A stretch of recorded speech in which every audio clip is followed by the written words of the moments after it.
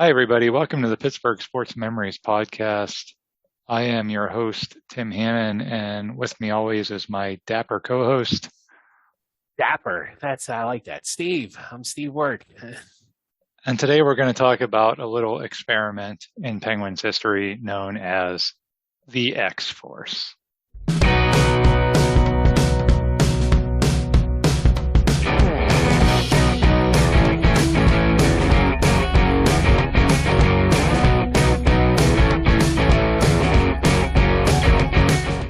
That like the X-Men? Are they going to have mutant powers? It'll be like titanium claws and They are not going to have very many powers at all. Not even the ability to win a hockey game. Yeah, exactly. So let's talk about what this was and how it started. So let's go back all the way to the year 2004. And what happened in 2004 is there, after years and years of rising player salaries and declining revenues, the NHL owners say, we can't sustain this model anymore. We must institute a salary cap or else we're not going to survive. Now, that's kind of, ironic given that the owners, caused that problem, specifically some of the big market teams like the Rangers and Capitals going out and signing players to these massive contracts. That being said, it made sense. The NFL and NBA had salary caps, and in leagues like the NHL, where it's not as popular as those two leagues, and you had uncertainties like the Canadian dollar, a cap meant that there'd be more parity and more financial stability. But if you're a player, you're not a big fan of that idea, right? Because it means if you're a star player, you might not make as much money. So the players won't agree. The owners lock them out. A very long standoff ensues, one that eventually cancels the entire 2004-2005 season. And then finally, in July of 2005, which is an entire year later, the players and owners agree on a new CBA, which includes a salary cap. It also includes revenue sharing, which the players wanted. But I would say, Steve, that the owners more or less won that labor dispute.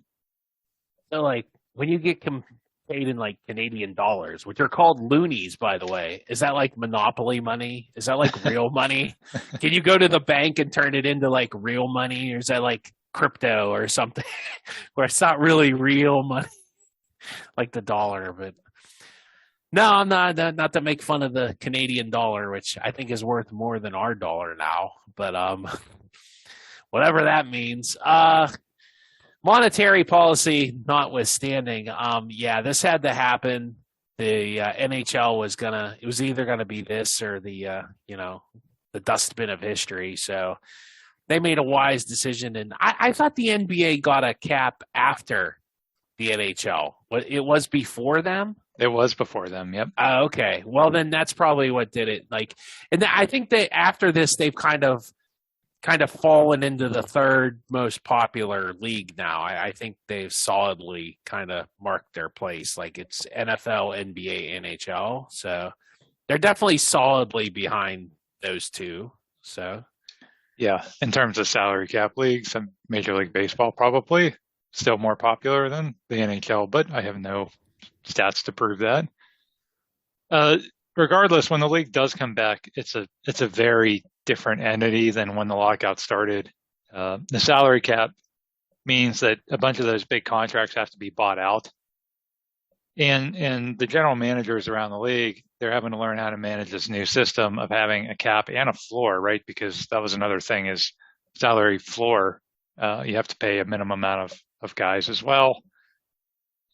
Meanwhile, a bunch of players retire. Steve, if you ever look at the list of guys that retired during or at the end of that lockout, it's a pretty hefty list. Scott Stevens, Mark Messier, Brett Hall, Adam Oates, Al McInnes, Ron Francis. Lot of big era of hockey players kind of gone with that lockout. And there were some who went over to play in Europe during that lockout and just never came back or didn't come back for several years. So in terms of player movement, when that lockout ended, it's a little bit of a wild west. That's wild that like you think the Canadian dollar was like kind of monopoly money. What the heck, he getting paid in rubles and I don't know. Well, what does the European Union use? Euros, yeah. I think most of the guys that went to play over there were probably from there and just, Yeah. and the guys that stayed were, you know, just wanting to stay at that point. The other thing that happens at the end of the lockout is the league also decides they're going to implement a bunch of new rules aimed at generating more offense. For years, that clutch and grab trap uh, style of game that the New Jersey Devils unfortunately made popular, that was really turning off fans. And the league finally does something about it. They put in all these rules. They remove the red line. They implement a small neutral zone. They reduce the size of the goaltender equipment. They add those trapezoids behind the net, and they even, for fun, throw in a shootout at the end of overtime to eliminate tie games. Yeah, I was really hoping they would have went with like a rhombus behind the. No, these are great rule changes. It really helped the game. Like mainly, the biggest one was when you say eliminate the red line. I think it's still there, isn't it? They just don't call it. I mean, the physical line is still there because it has to be there for face-offs, but that doesn't mean anything Well, for puck movement. yeah, because before it was a two-line pass, used to be Right, a penalty, and it would go back to the spot of the pass. right. So now you can pass. That was the whole point of the trap, was you would just stand all your guys right at that red line, Yes. and you could never get by it with any speed because you would have to like try and make a pass from that very condensed area of blue line to red line. So if you stood right there, yeah, it was that was the whole point of the New Jersey trap. So, but once they got rid of that, that definitely alleviated that. Although remember Tampa tried to play like a version of that kind of. So Yeah. I mean, teams are going to adjust, but at the time, that was definitely everybody was clamoring for that. Like, if you're going to bring the league back, make it more fun. well, the whole thing with soccer and hockey is what's the exciting plays in those sports? It's plays around the net, not plays in the middle of the blue and red line. Now, soccer is different where it's more of a building play. There aren't like 100, it isn't up and down action. It's more of like they build the offense and then you get a scoring opportunity. Whereas like hockey's more like can be up and down, back and forth, nonstop. You're getting a save at one end and there's another save at the other end. And and that's what makes hockey that much exciting. Even if you score a goal, how many times, even with the Penguins, do you see right after that the team scores another goal? So that's what makes hockey exciting. Is like I said, even if I'm not saying the scores have to be 11-10, all-star game kind of stuff. Just shots on the net, plays around the net is what keeps the fans' interest. At least in my opinion. I don't know. No, you're absolutely right. And I think the league realized that. And so those rule changes and what we talked about before about all that kind of the Wild West of player movement, both of those things are really good news for the team playing in Pittsburgh. Because here's where the Penguins were at this point. The Penguins, of course, had a lot of success in the early 90s. They won 2 Stanley Cups with a high-powered offense. But by the end of that decade, they're bankrupt. They're on the verge of extinction, literally. We did an episode about that at one point. Mario Lemieux swoops in. He saves the team by buying it, and then he generates a bunch of reinterest when he unretires in 2001. We also did an episode on that. But after that very magical run that they had in 2001, the Penguins are forced to dump Jaromir Jagr, Alexei Kovalev, and all their other high-priced stars. And Mario, meanwhile, he's dealing with a bunch of injuries. And by the time we get to the 2004 season, the Penguins are basically a total dumpster fire once again. They only win 11 out of their first 62 games that year, the year before the lockout, and they finished dead last in the entire league. That 2003-2004 season, probably most remembered for Dick Turnstrom being named team MVP for the Pens. Immortal Dick Turnstrom. Yeah, I mean, that was kind of a running joke at the time, like the immortal Dick Turnstrom.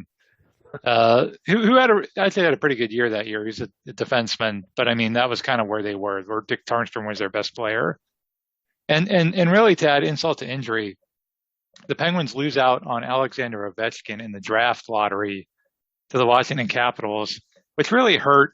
Not only because the Penguins were the worst team and they didn't get the best player, but also because the Capitals didn't deserve it. I mean, the Capitals were one of the teams that caused this whole labor mess with all their ridiculous spending, and they're the ones that got Yager. So it was just that one stung a little bit.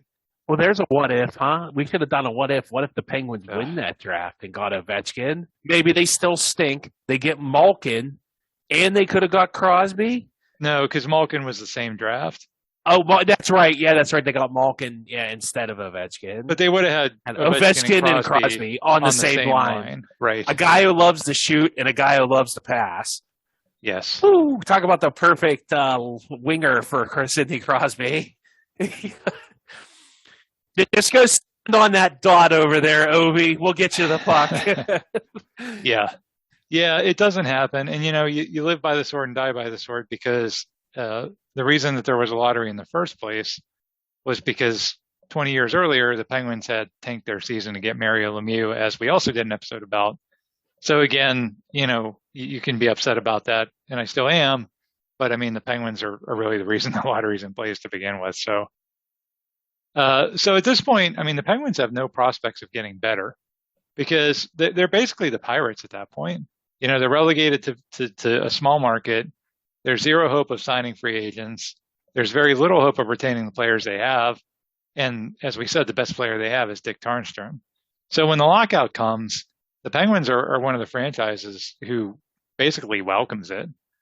They had come out at one point and said they actually would have lost more money playing that 2004-05 season under the old CBA than they did not playing it at all. So when the salary cap is implemented, Craig Patrick, who's the general manager of the Penguins, he can now operate on an even playing field, and the Pens have a lot more room to sign players. A few weeks after the lockout ends, even more good news arrives. The NHL announces that since there was no season, the 2005 draft order will be settled by a lottery, which includes every team. And shockingly, the Penguins win that lottery. And it's huge because the player everyone wants at the top of the draft is a 17-year-old kid from Nova Scotia by the name of Sidney Crosby. He is one of these once-in-a-generation, can't miss, going to be an all-time great player. And now the Penguins have won the lottery to draft him. And that literally changes everything for the Penguins and their fans. Steve, I don't know if you remember that feeling kind of like the next day or the next week in Pittsburgh, but the Penguins went from, nobody really thinking much about their prospects to, oh my gosh, we're going to get the Sidney Crosby guy. Yeah, that definitely, that was just like, and I think Craig Patrick was the one that he wasn't involved in the Lemieux draft, but I know they said he was like their lucky charm. They sent him in there because I guess they always had good results when he goes into the draft. So good for Craig Patrick. At least he did. That's about one of the only things he does right here. You talked about Mario. It's very similar to that feeling. Like we have a new savior again. And Penguin fans had been through this before. So after several years of losing, the team losing and people kind of losing interest in the team, there's now this spark of hope. So of course, if you're the Penguins, you want to capitalize on that hope. They had a pretty good stable of young players. So in addition to Sidney Crosby, they had drafted with the number one overall pick in the 2003 draft, a goaltender by the name of Marc-Andre Fleury. They had drafted, as we said, Evgeny Malkin the year before. He was still stuck in Russia at this point. They had a rookie defenseman by the name of Chris Letang. They had a kid from Pittsburgh named Ryan Malone who had really come on strong at the end of that terrible 2004 season. He was no Dick Tarnstrom, that's for sure. Who was? And then they had some other young guys, Brooks Orpik, Ryan Whitney, Colby Armstrong, Max Talbot. These were all recent draft picks who the Penguins thought, these guys could become solid contributors someday. But the problem is that there's really two problems. One is the league just shut down for an entire year. So you're going to have to sell Penguin fans on something more than a 5-year plan to get them to come back into the building. And then the second problem, Mario Lemieux's still there. He's still a player on your team, and the clock's ticking pretty fast on whatever time he might have left to play. And so it's kind of a crossroads for the team and for Craig Patrick. I mean, he had been the general manager at this point since 1989, and he had built the Penguins from this really bad team in the 80s to a Stanley Cup champion, and then he kind of helplessly watches them get bad again. And really at this point for Patrick, I mean, all those great trades that he made, all the Ron Francis and then Rick Tocchet deals and all that, those were years behind him. And in his later years, Patrick is more known for, I would say, the bad deals and the good deals. I mean, he got nothing for Yager. You know, everybody remembers that. The Marcus Naslund trade that he made with Vancouver, Sports Illustrated called that, quote, the worst trade in NHL history. I think that's a little dramatic, but the point being that, you know, Craig Patrick at this point didn't have a lot of success recently. Would you agree, Steve? Yeah. Who do we got like some defenseman from Yager, didn't we? Like We got Chris Beach yeah, and yeah. two other guys who I can't Oh my remember. gosh, it was just yeah, that was ugly. And the Marcus Naslund trade was a pure salary dump, wasn't it?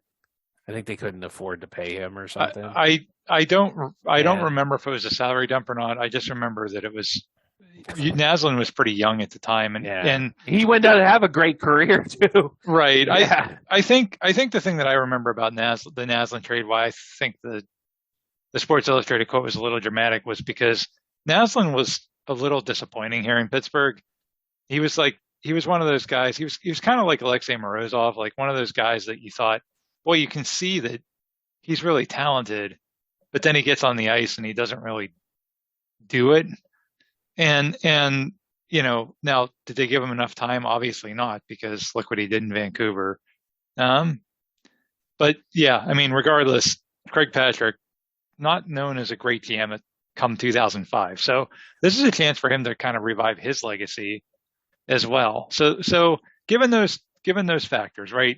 You have a GM that wants to revive his legacy. You need to get fans back in the building, you know, and Mario's almost, you know, at the end of his career.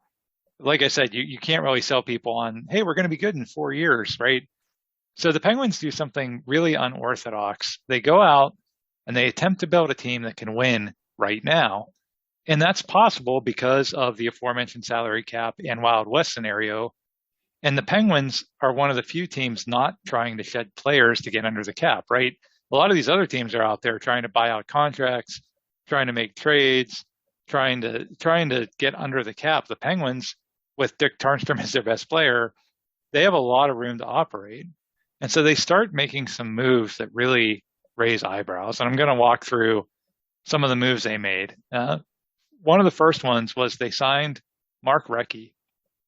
And what better way to get the fans excited than bringing back a guy that was a legend on the 91 team. He'd won the Stanley Cup with the Pens back in the 90s. He was a 7-time All-Star. And now he's back in Pittsburgh, the wrecking ball. Everybody loved Mark Recchi, so he's back in Pittsburgh. So that was the first big signing. Then they go out, they sign a defenseman named Sergei Gonchar.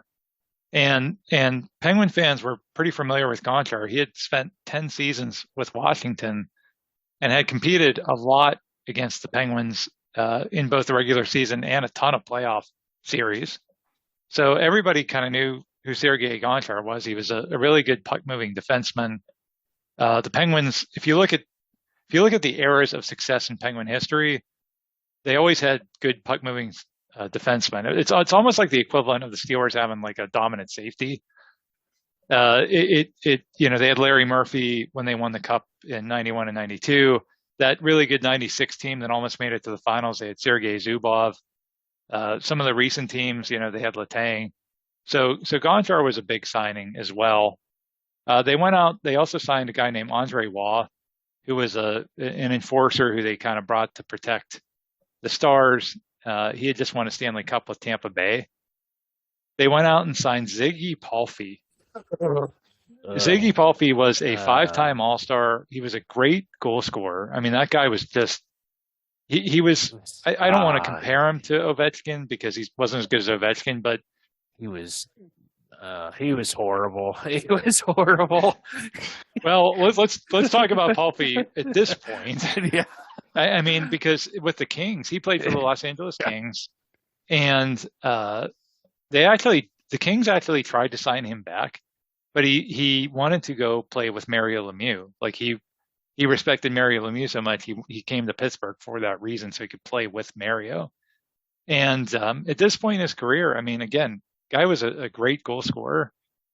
So that was huge. I remember that one probably being the most excited about because Ziggy Palffy um, was a great player.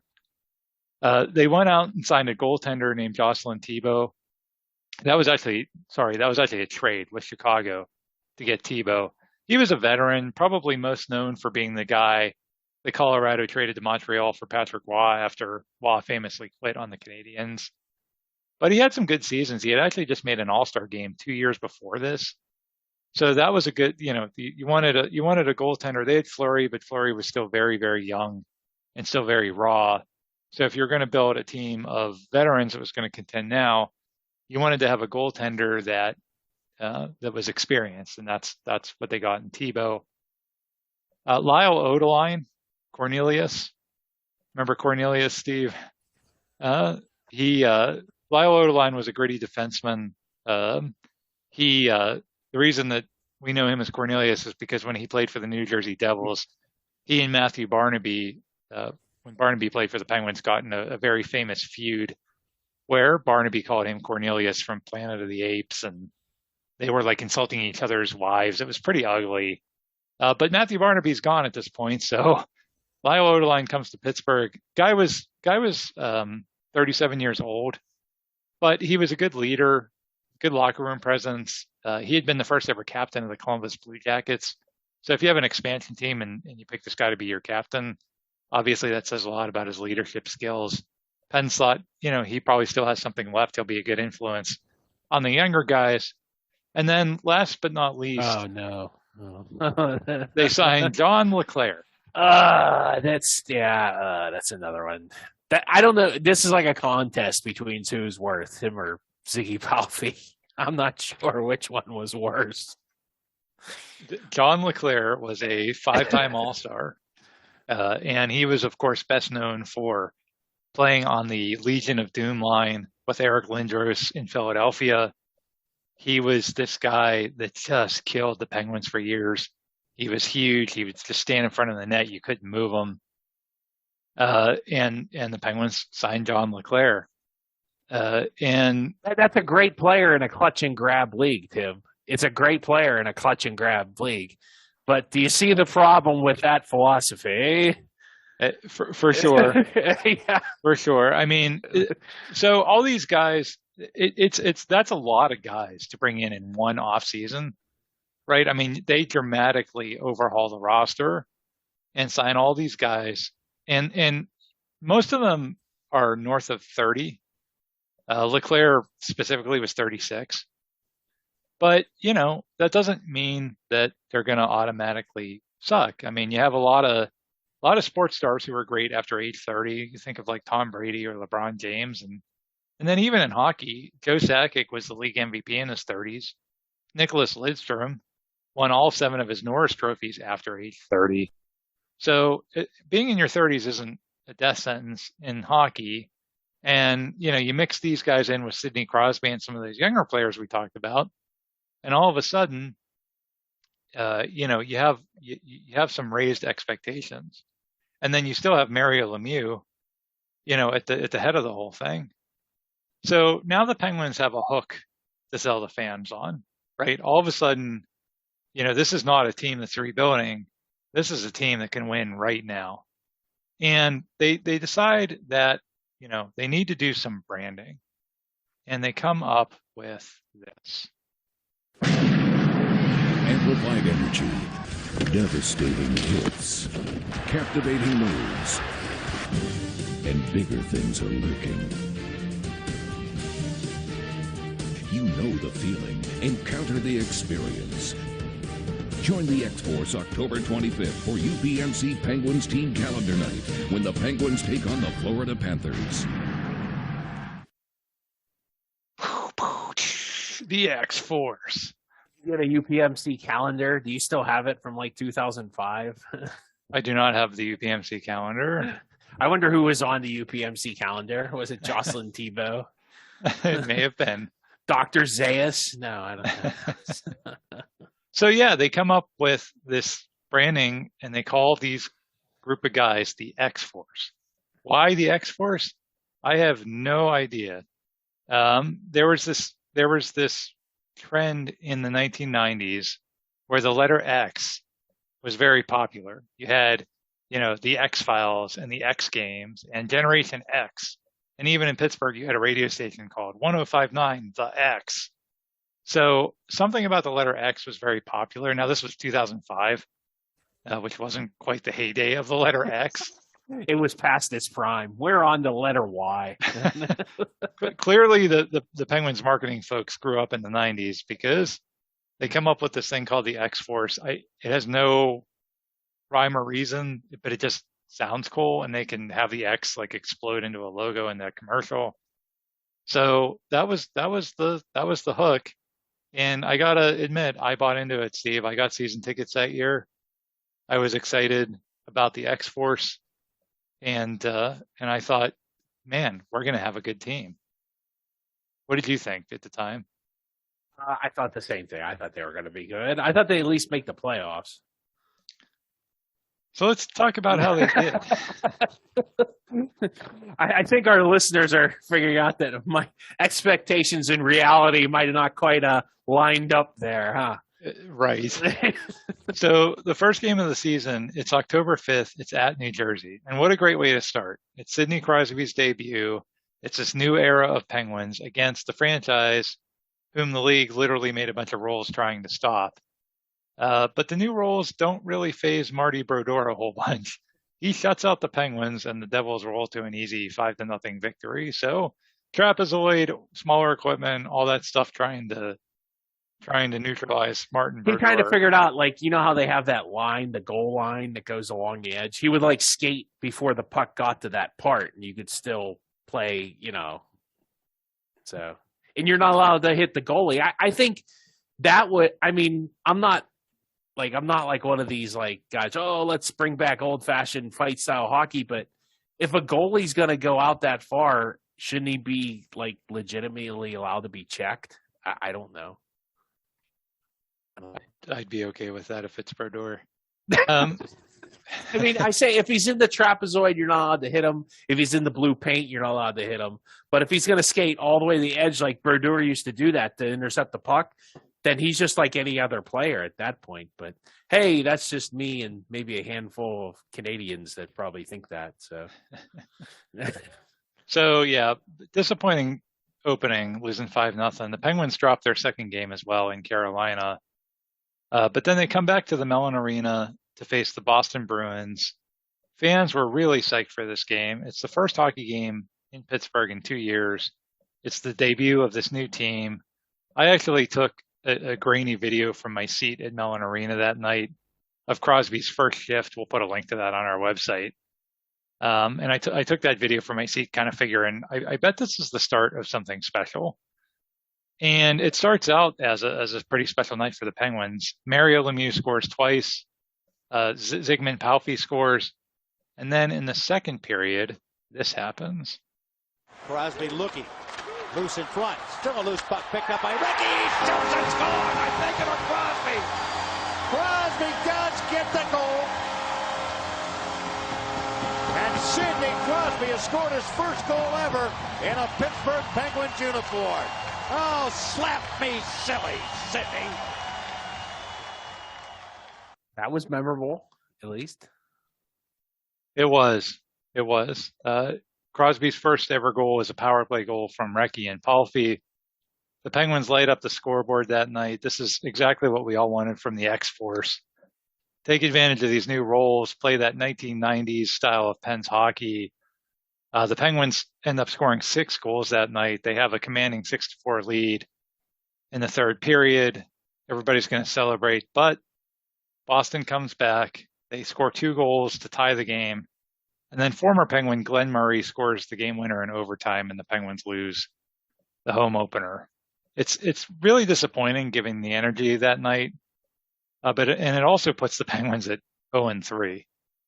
And things kind of fall off the rails from there. The Penguins end up dropping their first 9 games. Now, several of those are in overtime or shootout, so they still at least get some points. But still not a good way to start. I mean, that's almost 10% of the season gone, and you literally don't have a W yet. And even worse, that these X-Force guys who were supposed to make the team so much better just aren't producing. The Penguins in those 9 losses are outscored 43-26. And remember, 6 of those 26 goals came in that one game against Boston. So literally in the other 8 games, they only scored 20 goals, which is not really a good path to victory. They're also very bad defensively, especially Thibault. He's really struggling in net. Things do pick up a little bit as the team heads into November.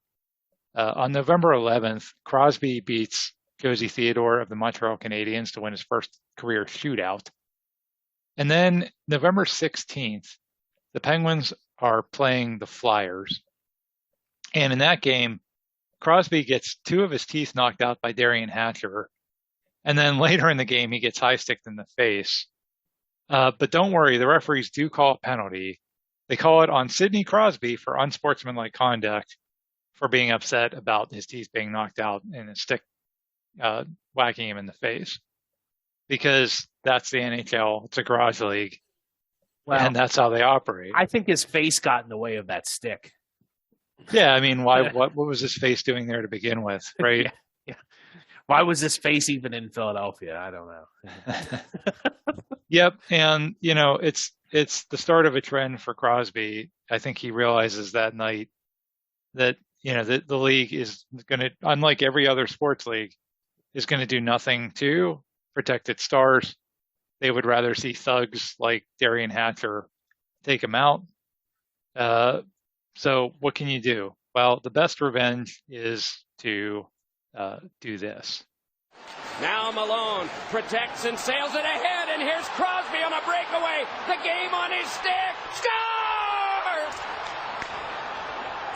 Sidney Crosby in overtime, and the Penguins have won the game 3-2.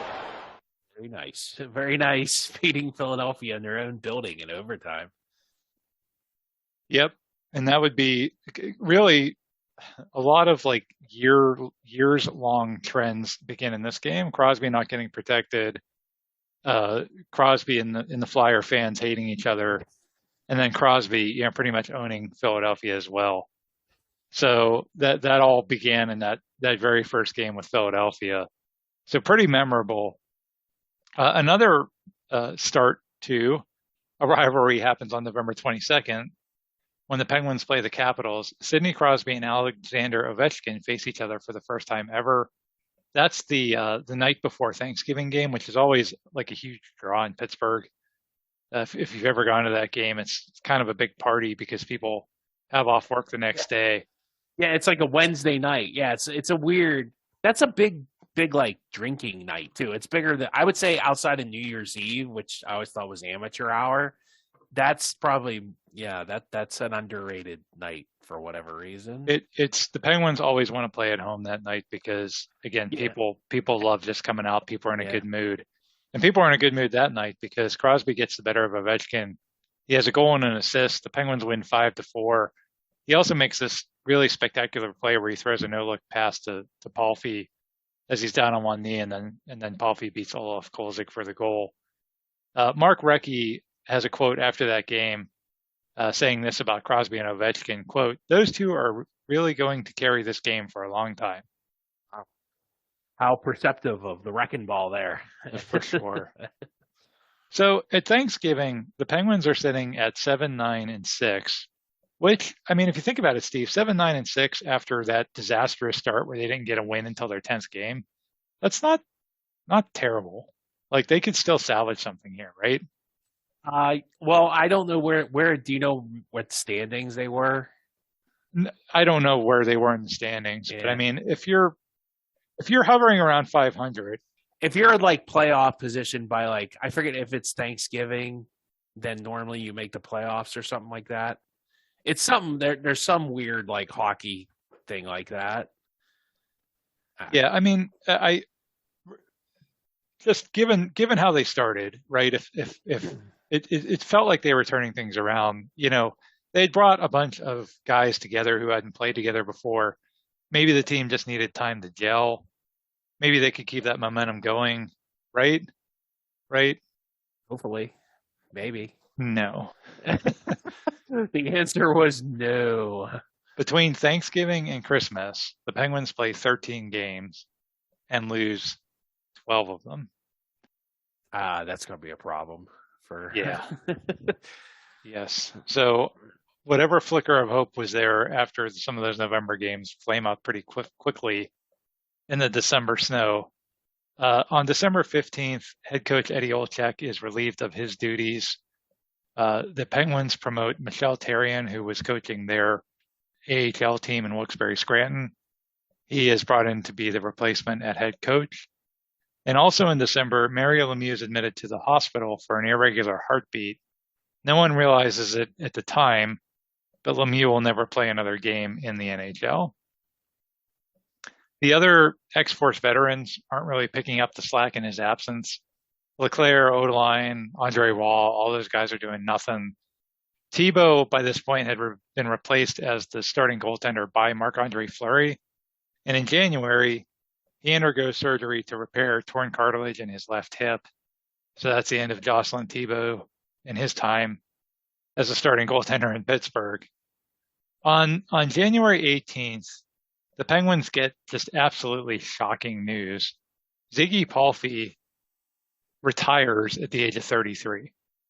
And Palffy actually, we said he was terrible, but he actually had 42 points in 42 games. That's a point a game. I guess that's not as bad as I thought. Given the expectations of some of the other guys, he was actually not bad. And he was 33. I mean, he had a lot of potential hockey left, right? He was one of the younger guys out of that group that they signed. And he cites his shoulder, which he had surgery on his shoulder twice. And he talks about, it's a constant problem. He just doesn't feel like he can play at a high level anymore. And the Penguins say all the right things, like we support him and all that. But it rubs people the wrong way, especially because he ends up going back to Slovakia and playing for the team he played for there during the lockout. And Steve, he plays professional hockey until the year 2013. Wow. Whoops. And he even competes for Slovakia in the 2010 Olympics in Vancouver. Wow. I mean, it's not every day you get to compete for Slovakia in the Olympics. I mean, that day it was Hossa. He had him and Hossa on that team, probably, huh? Yeah, they would have. Wow, talk about people that don't want to play in Pittsburgh for 100, Alex. They probably could tell a lot of stories about that. Well, I mean, we do well with the Czech. Yeah, the Czech guys want to play here, but the Slovaks, they just don't nothing to do with us for whatever reason. Well, and like Steve, you gave out like that big sigh when I started talking about Zygmunt Palffy, and I did too. Like I didn't remember that he actually was producing. A point a game actually isn't that bad, really. But the reason that we all remember him being awful, I think, was because of this, because he basically quit on the team mid-season, right? And it's like, and that can happen. I mean, that's everybody's prerogative, right? If you're like, look, I have this, you don't understand what it's like to go out there every night with your shoulder killing you, right? And trying to play it like that. I think everybody would, not everybody, but most people would understand that. But then you go back and you play hockey for 8 or 9 more seasons.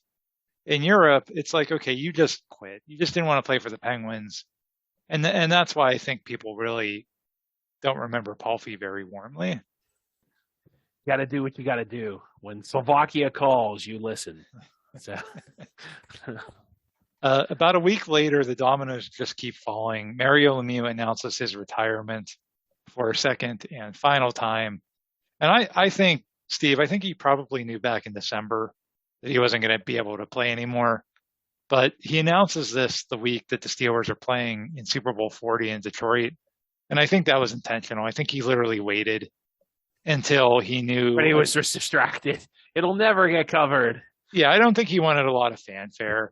I think he wanted to announce it, have it be as quiet as possible. And what better time than the Steelers are about to play a Super Bowl here in a few days? And so that's kind of the quiet end of the greatest career, one of the maybe arguably the greatest career in the history of Pittsburgh sports, not just the Penguins. It's sad because Mario came back and he was great that first season he came back. I mean, he was lighting up the league, and then just injuries in his body just didn't hold up. And so now he's retired for a second time. Previous season MVP Dick Tarnstrom is traded. Oh no. Oh no. Our best player. Oh no. You know the season is lost when Dick Tarnstrom is traded. I wonder how Dick Tarnstrom did in the rest of his NHL career. Did he win like a Stanley Cup? I'm guessing probably not as great as he did in the year he was the team MVP he on was the Penguins. Never a Norris or Norris trophy. No. So yeah, it's amazing. This season started with so much promise, and by this point, things are just very bleak. There's also reportedly a rift forming in the locker room between the younger players and the older players, and this is really exemplified with the tension between Mark Recchi and Sidney Crosby.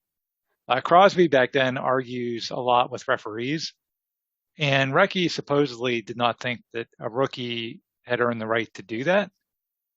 And both of them downplay all that in the media, but there has to be at least some truth to it if that's coming out. So whether or not that was a big deal or a small deal, who knows? I mean, right around the same point, Steve, you and I talked about in a different episode about remember Alan Faneca and Ben Roethlisberger when Roethlisberger was a rookie, and that was largely much ado about nothing. So maybe this was the same thing. Who knows? But yeah, that was a big deal at the time. Supposedly, Recchi and Crosby are at odds with each other, old guy, young guy. Yeah, well, sometimes you got to tell them youngins what's up. So, but that's people still call him Sidney Crybaby to this. I've heard that on the internet and stuff. So I guess maybe that reputation still follows him a little bit. It does, and he did chirp a lot at the referees, especially earlier in his career. I think he matured a little bit after that. But I mean, again, you can say it was immaturity or that he shouldn't have done that. But like we said earlier in the episode, he was getting his teeth knocked out because the league just had no interest in protecting him. So it wasn't like it was unwarranted. Anyway, Recchi is ultimately traded to the Carolina Hurricanes at the trade deadline. I don't think it was because of the tension with Crosby. I think it was just because by that point the Penguins are sellers and not buyers, obviously, in the trade market. After one really particularly awful defeat against the Edmonton Oilers, who was the team that represented the Western Conference in the Stanley Cup Finals that year, new head coach Michel Therrien has seen enough and proceeds to go on arguably the single greatest rant in the history of Pittsburgh sports. We played it on a previous episode, but I think we'd be doing it a disservice because it's so epic. We have to play it again. So here is Michel Therrien, his press conference after that game. I'm not impressed. It's a pathetic performance. Half of the team doesn't care. That defensive squad, I think their goal, I really start to believe their goals is to be the worst defensive squad in the league. And they're doing such a great job to be the worst defensive squad in the league. They turn the puck over, they have no vision. They're soft, I never see a bunch of defensemen soft like this. So, they put the two combination and well, hey, there's a lot of guys don't care. They pretend to care, but I know they don't care. They make my job miserable. So, it's give and take. What can I do? I love the just the total well, they're gonna make me miserable. I'm gonna make them miserable. I love that. I love Michelle Therrien. It's so good. I mean, it is right up there with like the Jim Mora playoff rant. Yeah. It really is. It's just so much to unpack there, and so many just that they make my job miserable. What are you gonna do? They make my job miserable. It's I think their goals become the worst defensive squad in the league, and they're doing such a good job of that. I mean, it is just unbelievable. And if that doesn't summarize this X4 season, that whole rant, I don't know what does. The rest of the season really doesn't get any better. There are a couple of bright spots. March 12th, 2006, Marc-Andre Fleury gets a shutout against the Philadelphia Flyers. He's really starting to develop into a true number one netminder. April 13th, Crosby scores 4 points in a win over the Rangers. What was that? Was Yager on the Rangers and their playoff team? I wonder. Yes. I think I went to that game. I think that was the game. Like, I had two Rangers fans behind me, and I didn't have anything else to say to them, so I started chanting 1940. Even though they had won 90, it's just not 1994. Just isn't the same. So I didn't have anything else to say to them. Nice. I mean, if you ever want to just make a Rangers fan cringe, just start in 1940. Another great John LeClair moment was Crosby skates around like the whole offensive zone, because we had these seats, me and my kid, in the end of the end where the Rangers were defended. I think Chris Weeks was the goalie. And Crosby skates around everybody, does this amazing move, and he hits LeClair with a beautiful backhand pass, to which John LeClair literally falls over on his skates, and the puck drifts off his stick. It was pretty impressive. X-Force Unite on that one. That sounds very John LeClair-esque for that season. It's you can't even just stand there and let the puck bounce off you. Well, the last big thing for that season is, can Sidney Crosby get to 100 points? Only 5 rookies in NHL history have ever scored 100 points, and none were as young as 18-year-old Crosby. So the Penguins make a huge deal out of that. I mean, why not? What else are they going to do to generate interest in the team at this point late in the season? It's a big thing in the local media. And on April 17th, Crosby does reach that milestone in a 6-1 win over the Islanders.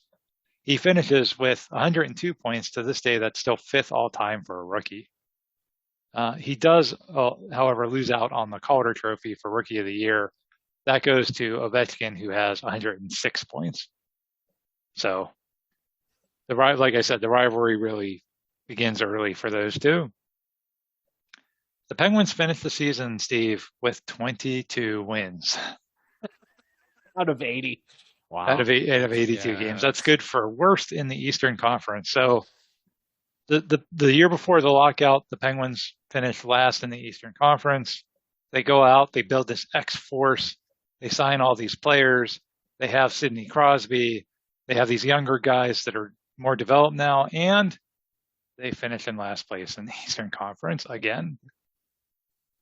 So let's talk about the aftermath of some of this. Mark Recchi actually comes back and re-signs with the Penguins, has a third stint in Pittsburgh. Eventually retires in 2011. He's inducted into the Hall of Fame in 2017. Did he and Crosby ever mend fences? Well, I mean, he did come back to the team, so there's no way Mario Lemieux, as the owner, brings him back if he and Crosby's relationship are as toxic as everybody made it out to be.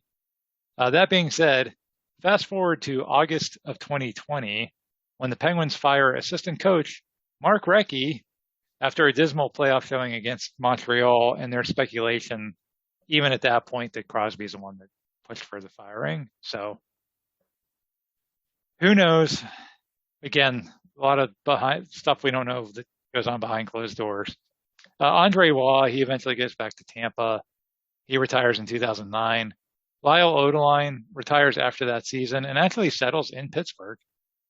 So weird. Does he have any other connection? I believe, don't quote me on this, but I believe I believe he met his wife, and that might be why He he stayed lives here. in Pittsburgh. Yeah. Because it's just like, oh, well, I guess this is where I retired. This is where I got to stay. What that happened to everybody? Like, it's like wherever you retire, that's where you have to stay. Well, Tom Brady's in Florida already, so he's set, right? Franco Harris lives in Seattle. Seattle, yeah. It's a good thing he does stay in Pittsburgh, though. In 2018, he gets this really rare blood infection and almost dies. Allegheny General Hospital does this miracle surgery on him where they replace his heart valve, kidney, and liver all in the same procedure. And he actually makes a full recovery. We'll link there's a whole like medical miracle like documentary story on that that you can watch on YouTube. So pretty amazing story that AGH did there too to save the life of Lyle Odeline. Good for him, yeah. Yeah. John LeClair plays in just 21 games for the Penguins in 2006-07 before being released and then retiring. But as one final middle finger act to the Penguins, LeClair runs into rookie Evgeny Malkin during a preseason game, separating Malkin's shoulder and delaying his much-anticipated Penguins regular season debut. So thank you, John LeClair, for killing the Penguins all those years as a Flyer, coming to Pittsburgh, not doing anything, and then running into your teammate Evgeny Malkin so that he can't start the season after you had to like smuggle him out of Russia and everything. Yeah. Man, I hate the Flyers, and John LeClair sucks. Yeah. So, it was just who thought that was a good idea? I don't think they realized that the league was all going to be about skating. They thought it was still going to be, I don't know. That's fair. I mean, but even like Patrick Hornquist years later. I mean, Patrick Hornquist was that type of player where he was like a net front presence. They had that team in the 2 Stanley Cups later that was built on speed, and Hornquist wasn't exactly the fastest guy in the universe, but he had a role to fill there, and maybe they thought LeClair could do that. And anyway, it was a disaster in every aspect. One of the X-Force guys that they did sign who ended up not being a disaster, probably the only one, Sergei Gonchar, ends up being a steal. Yeah, that's the bright out of those signings. That was the perfect signing for Malkin too. And yeah, that's an excellent point. I have a good Gonchar story. Tell your part. I'll tell my Gonchar story here. Yeah, I mean, as Steve alluded to, so not only does he become really the anchor of the defensive unit, but he's also just massively instrumental in helping Malkin assimilate to America. Yeah, I remember there was a game me and my dad went to when it was Malkin and Crosby. It might have been Malkin's first year. It might have been that next year. And Gonchar was there, and there was a face-off. And that was back, remember when, like, if the Penguins were tied or behind, like, Therrien would put them out at the same time, Crosby and Malkin. And so they were out there on a face-off, and Malkin obviously didn't speak English, and Crosby doesn't speak Russian. So you could watch, and it wasn't on TV because, they're in a TV timeout. And as they're lining up for the face-off, you can see Crosby skates over and says something to Gonchar, and Gonchar skates over and says something to Malkin. And sure enough, they win the face-off, and Malkin's right where the puck's going. So it's like, that's how, like, it's a little thing, and I think Malkin scored the game-winning goal in overtime on that. I think it was the Flyers. I think they played the Flyers, actually. And I remember, like, Malkin being, like, thinking, oh, wow, it's good we have Gonchar to really, like you said, get Malkin into the, now he's just a complete jokester. Yeah. Now you can't get him to be serious, but yeah, once he learned English, he's a wild one. That Yevgeny. He is. Yeah, so that was the one signing. That was, like you said, the one bright spot. The X-Force is remembered today as a complete failure, obviously. It cost Craig Patrick his job after 17 seasons as Penguins general manager. It cost Eddie Olczyk his job.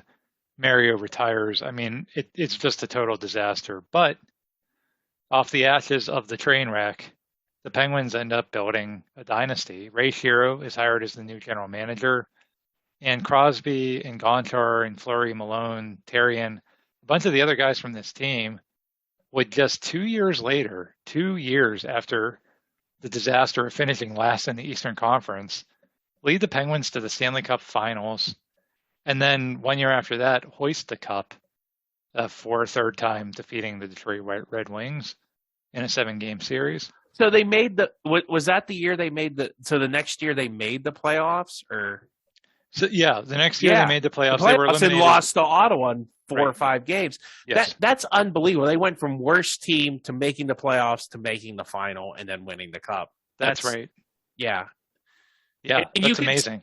Like, I remember I went to the game, and my dad's pretty astute about hockey. He said, this team's going to be good. You could just tell it was coming together, so. Yeah, they had something there. They tried to rush it because of Mario being at the end of his career, because of the lockout and trying to get fans back, and that didn't work. But once they abandoned that strategy and decided, okay, we got to build with the guys we have that are young, it worked. It worked, and they won a Stanley Cup, and they went on to win 2 more Stanley Cups with a lot of the same core. So what can you say? I mean, the X-Force was a disaster, but again, out of it came some really good teams and championships. Steve, any last thoughts or memories of the X-Force? John LeClair sucks. Go back to Philadelphia, please. I couldn't have said it better myself. Thanks, everybody. Thank you so much for listening. We really appreciate it. Please subscribe wherever you listen to your podcasts. Please tell your friends. Check us out on social media or on our website. And give us a rating on your podcast service if you feel led to do so. Thank you, and we will see you next time.